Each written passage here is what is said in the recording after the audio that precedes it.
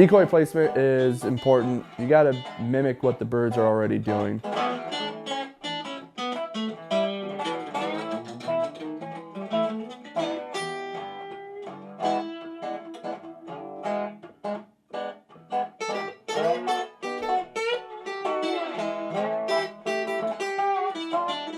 I like to set my decoys where they can float, and then if the wind can hit them and they float, and they're doing one of these numbers, floating, and I put them in the water randomly.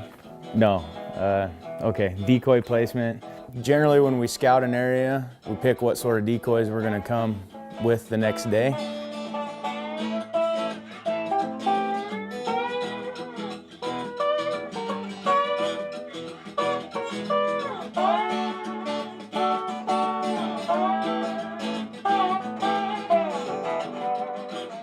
You know, I do a lot of scouting. I check out what's in the area, you know, whether I'm hunting mallards or if I'm hunting divers or, for instance, geese. Am I hunting big geese, smaller geese?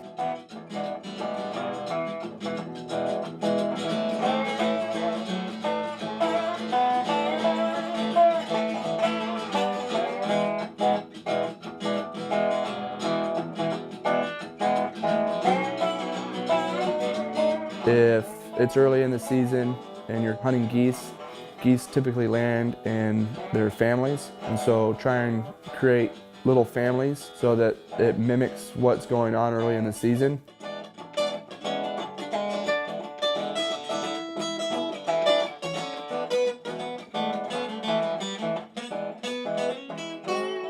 You know, if we get into an area and it's mainly mallards, we're gonna take mainly mallards out there. If we got a lot of mallards, pintail, widgeon in the area, we'll try to take all three species with us. You know, if you're gonna be hunting puddlers, you don't wanna bring a bunch of diver ducks. You know, you try to set up with the same species that you're hunting or targeting.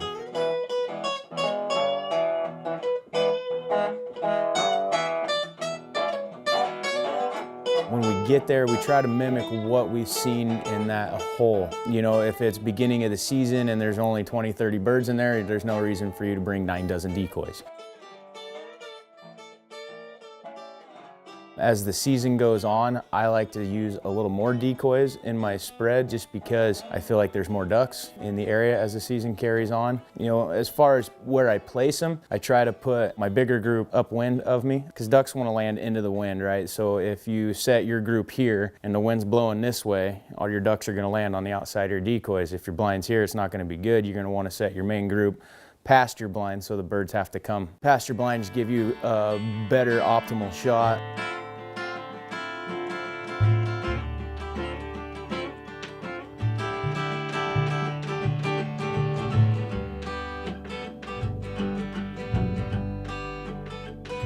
With duck hunting, you know, at the end of the season, pairing your decoys up so that your drakes and your hens are together are important because by the end of the season, they're picking their mate for the breeding that's coming up. Being aware of what's going on when you're scouting and knowing what the birds are doing on the water or in a field and try and mimic that the best as possible is very crucial if you want to be successful.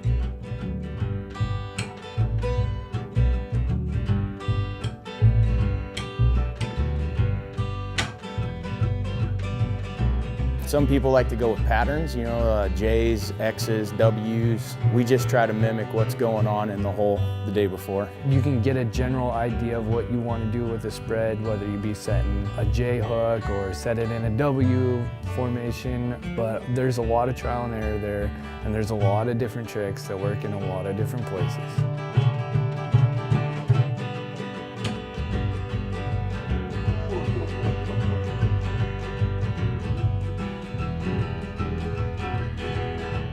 A lot of decoy placement has been a lot of trial and error for a long time, and you know, I feel that that's really the only way that you'll learn.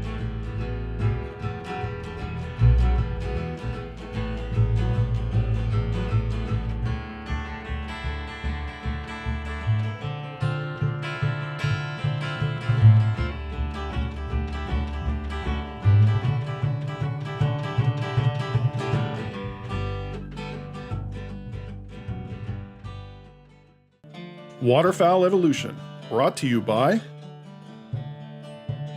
Cargo Glide, Work, Play, Life. ARE, outfit for life. GARMIN, in it for the long haul. Fowl Plucker, a duck hunter's second best friend. Carlson's Choke Tubes, the shooter's choice. 456 Chevy trucks, 1960 to 66 Chevy and GMC trucks.